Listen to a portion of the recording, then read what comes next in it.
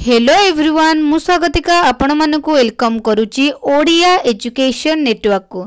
तो पिला माने आज आमे पढ़िबा साहित्य क्लास 7 रो कला माणिकरे अभिमन्यु सामंत सिंह रचित कला माणिकरे पद्यटी को पढ़िबा और तार सारांशटी को बुझिबा। तो चलंतु डेरी न करी विषय वस्तु को आरंभ करिबा। कला माणिकरे कला एक प्रकार रंग और माणिकर अर्थ होउची एक प्रकार रत्न को आमे माणिक कहजे जेमती हीरा सुना रूपा ता सही परी माणिक होउची एक मूल्यमान रत्न। तो एठी कला माणिक काहा उद्देश्य रे कुहा जायची श्रीकृष्ण उद्देश्य रे कुहा जायची। किए कहिसंती तांको माता यशोदा कहिसंती। काहेकि कहिसंती कला माणिक कहिबार तात्पर्य कोन ना श्रीकृष्ण रंग हेउची कला आउ श्रीकृष्ण थिले माता यशोदा पई रत्न तुल्य सेतिपई कवितार नाटी कला माणिक रखा जाइछि। आउ ए कवितार आमे माता यशोदा और श्रीकृष्ण को विषय पढ़िबा। माता यशोदा वात्सल्य ममता विषय आमे एथारे पढ़िबा। तो चलंतु एबे जिबा कवि परिचय को। तो ओडिया साहित्यर रीतिजुगीय कवि मानक मध्यरे अभिमन्यु सामंत सिंहार जणे प्रमुख षष्टा। ताहले अभिमन्यु सामंत सिंहार जो अछंती कौ जुगीय कवि रीतिजुगीय कवि। जाजपुर जिला बालियार सामंत परिवार रे से जन्म ग्रहण करथिले। पिलादिनरु अभिमन्यु सरल गाउली भाषा रे सुंदर कविता रचना करुथिले। परे से राधाकृष्ण लीला को आधार करी काव्य कविता मान रचना करथिले। विदग्ध चिंतामणि प्रेम कला रसवती सुलक्षणा बाघ गीत चढ़ई गीत बोले हुंटी इत्यादि तांकर केतोटी लोकप्रिय सृष्टि। ताले लोकप्रिय सृष्टि गुड़िक मध्य कौन कौन रही विदग्ध चिंतामणि प्रेम कला रसवती सुलक्षणा बाघ गीत चढ़ई गीत बोले हुंटी इत्यादि। कला माणिक रे विदग्ध चिंतामणि काव्यर 67 छांदरु अणा जाइछि। ए जो कला माणिक हमर रही से विदग्ध चिंतामणि जो काव्य रही तार 67 छांदरु आसीछि। एथिरे कृष्ण संध्या समय रे गाई गोठ धरी फेरिबारे विलंब हेबारु माता यशोदा मन रे व्यस्तता देखा देइछि। एही कवितारे वात्सल्यमयी मातृहृदयर आवेग को सुंदर भावरे अभिमन्यु सामंत सिंहार वर्णना करी छंती। तो एबे आमे कहा विषय रे पढ़िबा जो माता यशोदा मन रे जो वात्सल्य ममता भरी रही कहा पई श्रीकृष्ण पई जे से भय करूछंती कि श्रीकृष्ण बनरु एते बळ जाय फेरी नांती संध्या हेलाणी तांको मन रे जो आशंका सृष्टि होईची ता विषय रे आमे पढ़िबा। धीरे घेन कानन रे कृष्ण विलंबित वात्सल्य ममता घेनी भाड़ुछंती मात कला माणिकरे। धीरे घेन कानन रे कृष्ण विलंबित वात्सल्य ममता घेनी भाड़ुछंती मात कला माणिकरे। धीरे घेन कानन कानन रो अर्थ हेउची वन बा अरण्य। कृष्ण विलंबित विलंबित माने डेरी हेबा। वात्सल्य माने कौन वात्सल्य अर्थ हेउची पिता माता संतान प्रति जो स्नेह थाए। भाड़ुछंती रो अर्थ हेउची मने पकाउछंती। बालक श्रीकृष्णଙ୍କର वन मध्यरु फेरिबार विलंब देखि माता यशोदा अधीरा होई पुत्र विषय केते कौन सबु भाड़ुछंती। जेहेतु तांकर डेरी होईची से तांको मनरे भय आशंका सबु देखा देइची एवं से ताको मने पकाउछंती कि काहेकि श्रीकृष्ण एपर्यंत वनरु फेरी नाही। निधन संखाली मोर दरिद्र पसरा अंधलौडी बाबूरे हृदय रत्नहारा कला माणिकरे। निधन संखाली मोर दरिद्र पसरा अंधलौडी बाबूरे हृदय रत्नहारा कला माणिकरे। निधन संखाली निधन माने कौन धन हीन व्यक्ति। मोर दरिद्र पसरा माने होची पात्र। अंध लौड़ी माने कौन अंध पाई जो बाड़ी सदृश्य। बाबूरे हृदय रत्नहारा माने कौन हृदय बा गलारे शोभा पाउतिबा रत्नर हार सदृश। एई सब कहा उद्देश्य रे कहैछि श्रीकृष्ण उद्देश्य रे कहा जायछि। किए संबोधित करिसंती यशोदा श्रीकृष्ण को ए सब संबोधित करछन्ती। से कहछन्ती कि तू निधनर संखाली निधन मानक संखाली दरिद्र ମାନକ ପାତ୍ର ସଦୃଶ୍ୟ ଅନ୍ଧ ପରି ଯେପରି ବାଡ଼ି ତାର ମୂଲ୍ୟବାନ ତୁ ସେଇପରି ମୋର ଅନ୍ଧର ଲଉଡ଼ି ଆଉ ମୋର ହୃଦୟ ରତ୍ନହାରା ମାନେ ରତ୍ନ ସଦୃଶ୍ୟ ତାକୁ ବେସିକାଲି ଏଠି କ'ଣ କରିଛନ୍ତି ରତ୍ନ ସହିତ ତୁଳନା କରିଛନ୍ତି। ରତ୍ନର ହାର ସଦୃଶ୍ୟ ହେଉଛି ତୁ। ଏଠି କାହିଁକି ସେ ସମ୍ବୋଧିତ କରି କହୁଛନ୍ତି ଯେହେତୁ ତାଙ୍କୁ ବନରୁ ଡେରି ହେଉଛି ଆସିବାରେ ସେ ସବୁ ତାଙ୍କୁ ଏସବୁ ସମ୍ବୋଧିତ କରି ମାତା ଯଶୋଦା ତାଙ୍କୁ କହୁଛନ୍ତି ବା ତାଙ୍କୁ ଭାଳୁଛନ୍ତି ବା ମନେ ପକାଉଛନ୍ତି।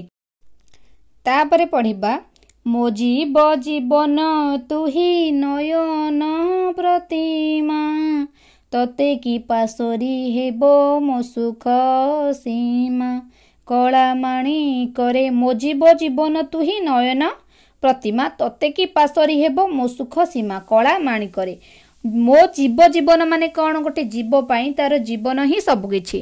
ଜୀବନ ନଥିଲେ ହିଁ ତାକୁ ଆମେ କ'ଣ କହୁଛେ ମୃତ୍ୟୁ ବୋଲି କହୁଛେ ବା ତାର ମୃତ୍ୟୁ ହୋଇସାରିଛି ବୋଲି ଗୋଟେ କହୁଛେ ଜୀବଟାକୁ।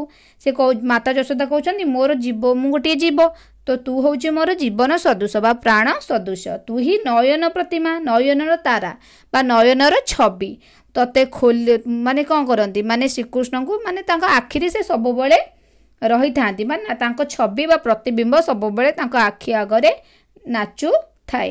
ତତେ କି ପାଶୋରି ହେବ ମୋର ସୁଖ ସୀମା ତୋ ବିନା ମାନେ ତତେ ଛାଡ଼ି ମୋ ସୁଖର ସୀମା କିଛି ନାହିଁ ମାନେ ତତେ ଛାଡ଼ିଦେଲେ ମୁଁ କେବେ ଖୁସି ହୋଇପାରିବି ବା ନାହିଁ ବା ସୁଖ ଭୋଗ କରିପାରିବି ନାହିଁ।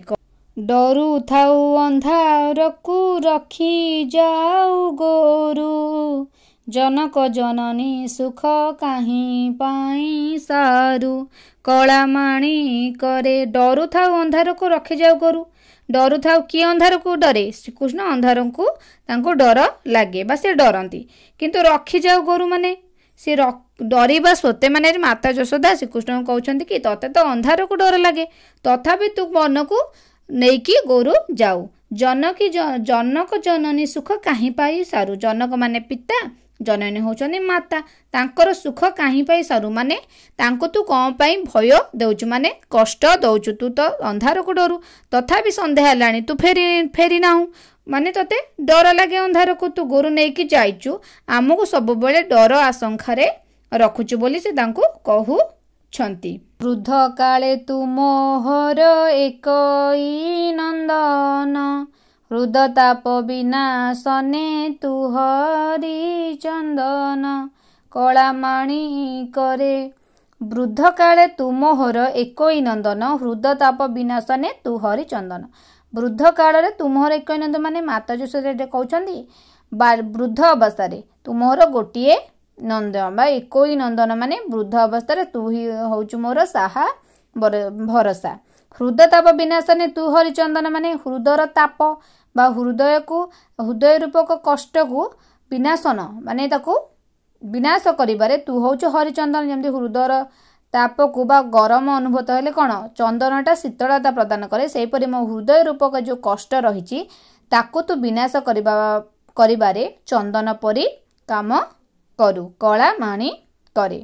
ଗୋଟିକା ଅଧାମ ସର ନରୁଚଇ ତତେ ନାଚି ଲାଞ୍ଚ ମାଗୁ ଥାଉ ଲବଣୀ କେ ମନ୍ତେ କଳାମାଣି କରେ। ଗୋଟିକା ମାନେ କ'ଣ ପେଡ଼ା ଅଧାମ ମାନେ ହେଉଛି ରାବିଡ଼ି ସର ହେଉଛି କ'ଣ କ୍ଷୀରର ଯେଉଁ ସର ନରୁଚଇ ତତେ ମାନେ ଏଠାରେ କ'ଣ କାହାକୁ ରୁଚେ ନାହିଁ ଶ୍ରୀକୃଷ୍ଣଙ୍କୁ ଗୋଟିକା ଅଧାମ ସର ମାତା ଯଶୋଦା ତାଙ୍କୁ ଦେଲେ ମଧ୍ୟ ତାଙ୍କୁ ଏସବୁ ରୁଚେ ନାହିଁ। ନାଚି ଲାଞ୍ଚ ମାଗୁଥାଉ ଲବଣୀ କେମିତି ମାନେ କ'ଣ ତୁ ନାଚି ମାନେ ଅଳି କରି ଛୋଟ ପିଲାମାନେ କେମିତିକି ନାଚନ୍ତି ତାଙ୍କ ମନ ପସନ୍ଦର ଖାଇବା ଯଦି ନ ଦିଆଯାଏ ସେ ନାଚି କୁଦି କାନ୍ଦି କ'ଣ କରନ୍ତି ତାଙ୍କ ମନ ପସନ୍ଦ ଖାଦ୍ୟଟାକୁ ମାଗନ୍ତି। ସେହିପରି ଶ୍ରୀକୃଷ୍ଣ କରନ୍ତି ଯେତେବେଳେ ମାତା ଯଶୋଦା ତାଙ୍କୁ ଗୋଟିକା ଅଧାମ ସର ସବୁ ଦିଅନ୍ତି ତାଙ୍କୁ ରୁଚେ ନାହିଁ ସେ ନାଚି କ'ଣ କରନ୍ତି ଲବଣୀ ଖାଇବା ପାଇଁ ତାଙ୍କ ମାଆଙ୍କୁ କ'ଣ କୁହନ୍ତି ଲାଞ୍ଚ ମାଗନ୍ତି କଳାମାଣି କରେ। ତୋଳି ମୁଁ ଧରିଲେ ଗୋଳି ହୋଇଯାଉ ତୁହି ତୋ ଦୁର୍ବଳ ଦେଖି କାହିଁ ପଶିବଇ ମୁହିଁ କଳାମାଣି କରେ। ତୋଳି ମୁଁ ଧରିଲେ ଗୋଳି ହୋଇଯାଉ ତୁହି ତୋ ଦୁର୍ବଳ ଦେଖି କାହିଁ ପଶିବଇ ମୁହିଁ ମାନେ କ'ଣ ତୋଳି ମୁଁ ଧରିଲେ ଯେତେବେଳେ ଯେଉଁ ଶ୍ରୀକୃଷ୍ଣକୁ ମାତା ଯଶୋଦା କାଖ କରିଦିଅନ୍ତି ବା କୋଳରେ ଧରି ପକାନ୍ତି ଗୋଳି ହୋଇଯିବ କ'ଣ गोली हो जाए माने से एते दुर्बल बा एते पतला जे माने कौन होती से माता यशोदा को लगे ना कि से श्रीकृष्ण को धरी बोली बा गोटे पिलाटा को धरी बोली लगे ना कारण से एते पतला होइतिबारु तो दुर्बल देखी कहीं पशिब माने से कहते कि तो दुर्बल शरीर को आउ देखिपारू नाही तते मु धरिले तुम शरीर सह कौन मिले जाऊ बा मिसी जाऊ तते मु गोटे पिलाटी को धरला पले लगे नाही तो दुर्बलता को मु आउ देखिपारू नाही कला माणिकरे डाकिनी लोभांती बोली डरू थाऊ मने बार बार बारू थाई जीवा पाई बने कला माणिकरे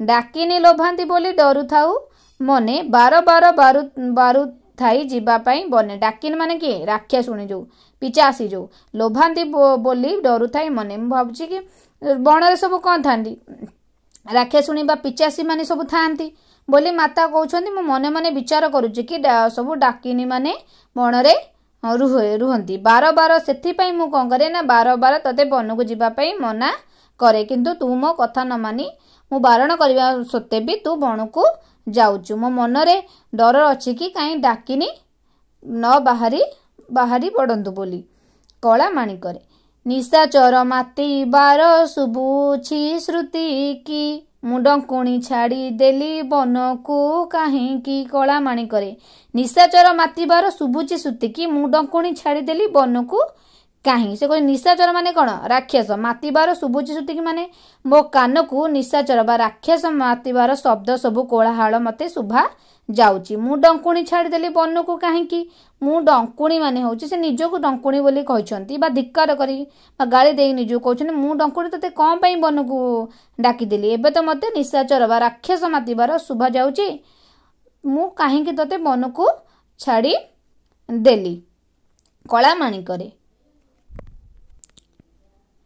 झाड़ बहुथिब अंगु लागी झांझी खरा श्रम पाई तरु तले बसिथिबु परा कला माणिकरे झाड़ बहुथिब अंगु लागी झांझी खरा श्रम पाई तरु तले बसिथिबु परा से कहउचंदी झांझी करा हेउतिबारु तो अंगुरु कौन अंग माने कौन शरीर तो अंगरु बा शरीररु झाड़ निहाती भाबरे बहुथिबो कारण आज कौन हेउची झांझी खरा हेउची श्रम पाई तरु तले बसिथिबु जेहेतु झांझी खरे समते क्लांत होई पड़ती निहाती भाबे तू गोरु चोरे चोरे क्लांत होई पड़िथिबु तते बाधा लागिथिबो तेणु तू तरु तले बा वृक्ष बा गछ तले तू कौन करथिबो बसिथिबु बोली मु अनुमान करुची नेलु नाही काहीं पाई तो कठाऊ छता बने कंटा लगी होए मृदु पाद चिंता कला माणिकरे नेलु नाही काहीं पाई तो कठाऊ छता बने कंटा लगी हुए मृदु पाद चिंता से कहते तू पर आज कठाऊ नहीं ना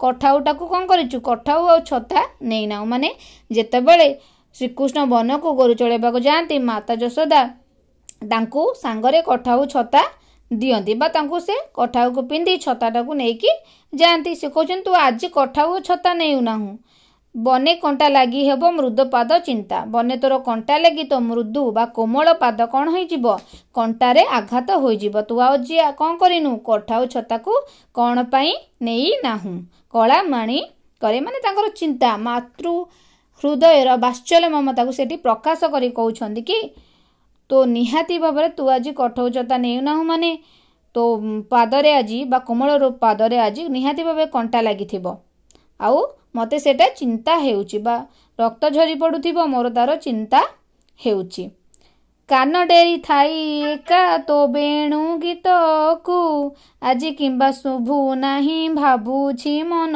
को कला माणिकरे कान डेरी थाई एका तो बेणु गीत को आज किंबा शुभु नाही भाबुछि मन को माने जेतेबेले श्रीकृष्ण वन को गोरु चरेबा जाती से गोरु चढ़ाइबे कौन करती वेणु वादन करती बंशी वादन करती यशोदा तांको शुणु थांती आ से गीतटा को शुणी से भावती कि से निरापदरे अछंती किंतु आज से गीत आउ शुणा जाऊ नाही आज किंबा शुभु नाही से गीतटा शुभु नाही बोली से आहुरी निज मनरे आशंका बा भयर आशंका से करुछंती कि सबुदिन तो शुणा जाए किंतु आज कौन पाई शुभु नाही सेति से चिंतित होई पड़ुछंती कला माणिकरे तो पिला माने आज आम कलामाणिक कविताटी को पढ़िले तार सारांशटी को बुझिले। जदि वीडियोटी आपण मानकु पसंद आछि तेबे लाइक शेयर सब्सक्राइब कर दियंतु ओडिया एजुकेशन नेटवर्क को।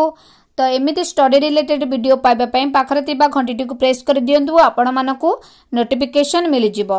और आर पाठ्य पुस्तक अभ्यास प्रश्न उत्तर मु आगामी वीडियो रे करिबी।